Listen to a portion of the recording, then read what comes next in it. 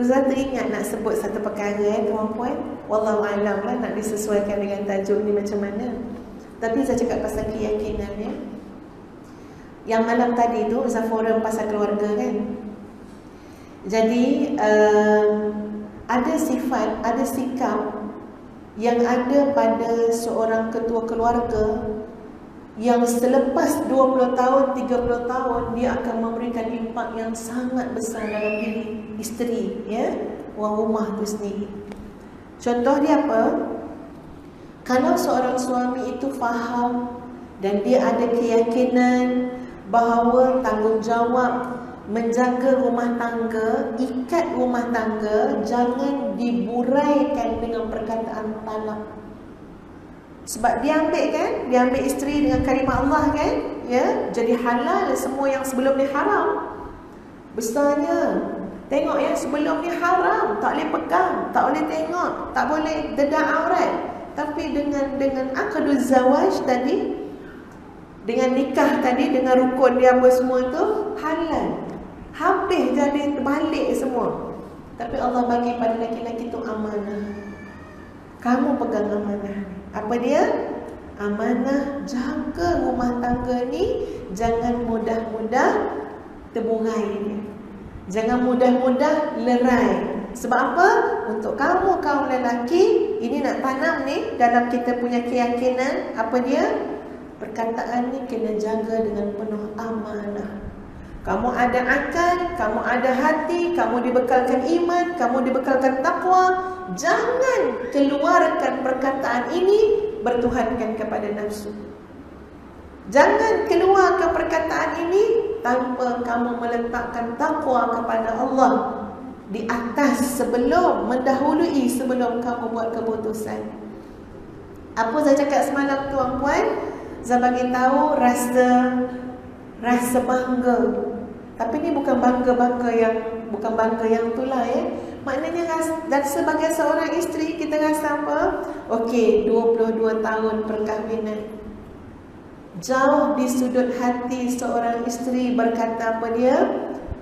Sangat respect, hormat, bangga sebab suami kita pegang amanah itu dengan seteguh-teguhnya. Dia berjuang menjaga amanah itu. Aqidatun wa jihadun, sebab dia pasti tahu nilai aqduz zawaj itu. Jadi 22 tahun ni contohlah kalau untuk rumah tangga ustazah 22 tahun, alhamdulillah. Cabarannya bukan sikit tuan-puan sekalian, cabarannya besar. Bukan tak ada cabaran yang sampai melihat ya Allah semacam tak boleh diteruskan lagi. Bukan tak ada tuan-puan, ada. Masa-masa iman kita lemah, masa-masa kita dah tak terdaya, tak ada effort dah nak jaga rumah tangga tu, dah malas dah putus asa dah, mesti kita akan terfikir dah cukup. Tapi alhamdulillah ada seorang suami yang berjuang dengan amanah ini. Tak pernah perkataan itu keluar daripada mulut dia. Malah tak pernah ada ayat-ayat seolah-olah nak mengajak, nak bawa berfikir ke arah itu. Tak pernah. Yang selalu fikir itu kadang isteri. Kan? Sikit-sikit ke situ lah pergi. Walaupun bukanlah beria sangat, tapi memang macam tu lah kadang-kadang ya. Orang perempuan ni memang macam tu lah kadang-kadang. Sebenarnya bukan hati si perut dia tak macam tu pun ya. Tapi malah nak fikir kot. Ya, selalu macam tu. Tapi seorang suami, dia meyakini ini amanah Allah bagi kat dia, bukan bagi kat orang perempuan. Orang perempuan kalau nak berpisah ada cara lain. Tapi bukan dia mentalakkan suami dia. Dia kena melalui hakim, ya, minta fasakh dan sebagainya. Ditengok ada tak keharusan untuk fasakh dan sebagainya. Tapi suami tadi tu dia pegang betul-betul perkataan talak. Jadi pada seorang isteri tuan-puan, kok mana pun kalaulah sampai usia perkahwinan 30 tahun, 40 tahun, tak pernah suami tu lepaskan dengan perkataan talak tadi. Masya Allah, tak tahu nak cakap macam mana. Rasa hormat, penghargaan ya terhadap seorang suami yang pegang amanah tu dengan sebaik-baik. Bahkan kadang-kadang ada tuan-puan kes yang dirujuklah kepada kami. Sampai ada suami yang dinasihatkan untuk menceraikan, tapi dia tak nak ceraikan. Bukan maksud tak nak cerai, maksudnya nak buat tergantung-gantung, tak. Dia tak nak ceraikan dengan komitmen dia akan berubah dan mengubah keadaan keluarga menjadi lebih baik. Tolong bagi dia peluang. Ya, memang masa-masa macam tu kadang menyakitkan hati juga pada perempuan. Nak peluang apa lagi? Dah bagi 19 kali dah, contohnya lah, kan ya. Tapi sampai masa tuan-puan, kita tahu bahawa kita dah buat benda yang baik, iaitu kita berlembut, memberi peluang, dan satu ketika peluang tu mungkin sangat berbaloi untuk keluarga kita. Sebab tak pernah masuk dalam zon perceraian tadi. Walaupun kadang-kadang perceraian tu memang satu solusi ketika mana tak ada apa yang boleh dibuat lagi. Ya, tapi kok mana pun tuan-puan, tanyalah dengan orang yang dah kahwin 40 tahun, 45 tahun, bukan tak ada cabaran, bukan tak bergoncang rumah tangga tu, ada. Tapi bertahan. Bergantung dengan Allah, tawakal dengan Allah. Amanah tu dijaga dengan meletakkan takwa yang paling utama sekali. Maka insya-Allah, kalau itu keyakinannya, itu juga perjuangannya.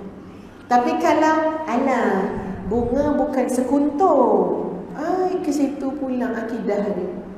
Bunga bukan sekuntum, kumbang bukan seekor. Itu memang setiap bulan tu. Setiap bulan kahwin cerai. Bukan kat situ kita nak pegang dalam bab perkahwinan. Jangan cakap bunga bukan sekuntum. Bunga ni kamu dah ambil, ya, dengan nama Allah. Ambil package, baik dia kamu ambil, buruk dia pun kamu ambil. Baik dia kamu hargai, buruk dia jadi amanah kepada kamu untuk bimbing. Sebab tu dalam rumah tangga, seorang suami yang berpengaruh, pemimpin keluarga, boleh pengaruhi isteri dia. Solat dia boleh pengaruhi isteri dia, doa dia boleh pengaruhi isteri dia, sikap dia boleh pengaruhi isteri dia. Itu pemimpin dalam keluarga. Jadi tuan-tuan dan puan-puan sekalian, kembali kepada apa yang Ustazah sebut tadi, soal akidah, kefahaman, keyakinan ni adalah benda besar. Sebab umur kita akan kita perjuangkan untuk apa yang kita yakinkan. Jadi kalaulah sekarang usia kita 50 tahun, baru nak masuk kefahaman yang benar dalam hati kita, baru nak masuk keyakinan yang jelas dan yang benar dalam jiwa kita, tak apa, alhamdulillah, nikmati. Sebab kita pasti insya-Allah dengan pertolongan Allah akan menggunakan kesempatan yang berbaki, bersungguh-sungguh usaha kita, jihad kita, kesungguhan kita untuk apa? Untuk apa yang kita yakini. Muslimin muslimat yang dikasihi sekalian, kita berhenti setakat, tak tahu lampu surat berapa sebenarnya berhenti ni.